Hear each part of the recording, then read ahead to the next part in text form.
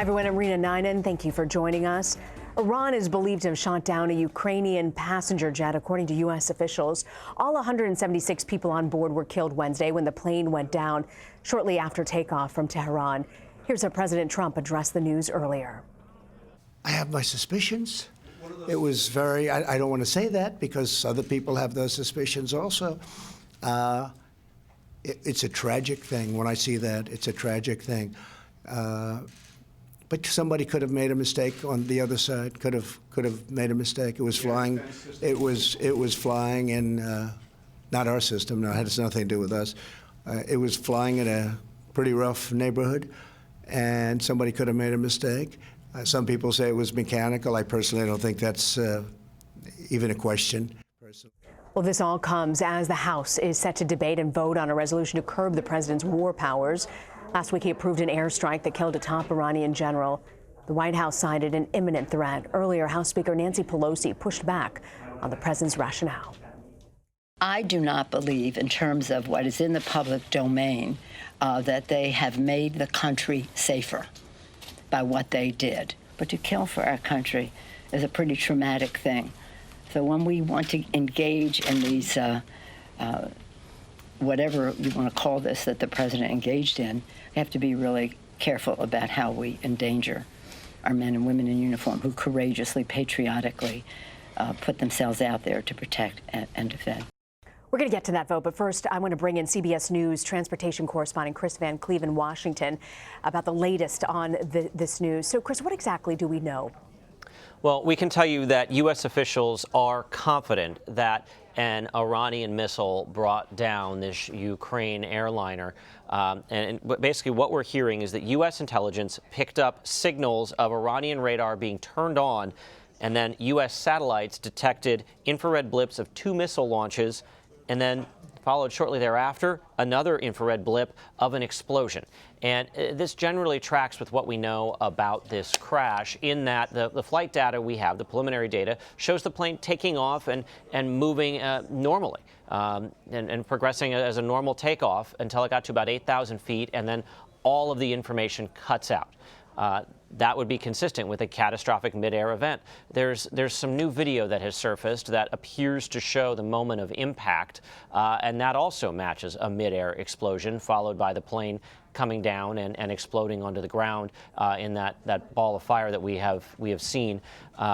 So it does appear that there's supporting evidence here from what we know that's out there about what U.S. officials have been able to see through U.S. satellite information. We know that federal officials were briefed on this morning, and that in that briefing, there was talk of missile components being found or appearing to be found near the scene of the crash. That would be another piece of intel that would lead U.S. intelligence to think that this was a missile strike. It does all sort of fit together based on what we know right now. As far as the investigation, there are a lot of questions. You know, the Iranians say that this plane was turning back to the airport.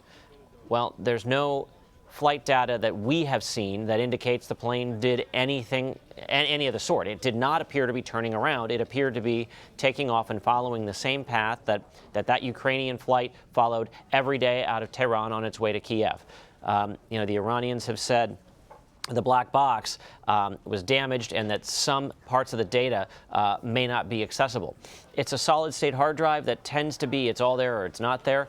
And of course, now we're still waiting to hear that Ukrainian investigators, if they have been physically allowed to the crash site or not yet. So there are questions here, and you can imagine that just adds to the skepticism of the Iranian account that this was a mechanical issue.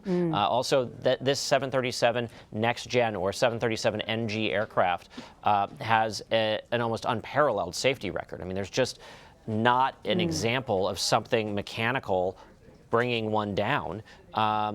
It just has never happened. So all of those things are playing in the minds of investigators right now. All right. And Kris, how does it work? You know, when you do an investigation like this, if a country isn't as welcoming, which I'm not suggesting they aren't, but, you know, how does it work when the international community wants answers as well? Well, you know, Iran holds all the evidence. So if they decide to allow access to the black boxes, and that data is able to be reviewed independently, that will give investigators a clearer sense as to what was going on the plane. If the Iranians want, they have control of the crash site. So if there are missile pieces there, they're in control of that scene. They could make those disappear, or they may not. Now, the wreckage itself may show signs of a missile strike as well, and that physical evidence would be harder to dispose of. We saw that in MH17 that was shot down over the Ukraine about 5 years ago, that you could see telltale signs of an exterior impact hitting the plane. We have seen some still pictures that look to indicate similar signs on some of this wreckage. That would be harder to obscure, but there are concerns about it if this is going to be an open, independent investigation. The Iranians have come out and said it's not scientifically possible for a missile to have struck this plane. This from a country that had just fired a barrage of missiles at Iraq seems like an odd response. But investigators are hoping to get whatever access they can. And certainly one of the pieces of this, it is likely the U.S. will share their intelligence with its allies. Ukraine is an ally. Canada certainly is an ally.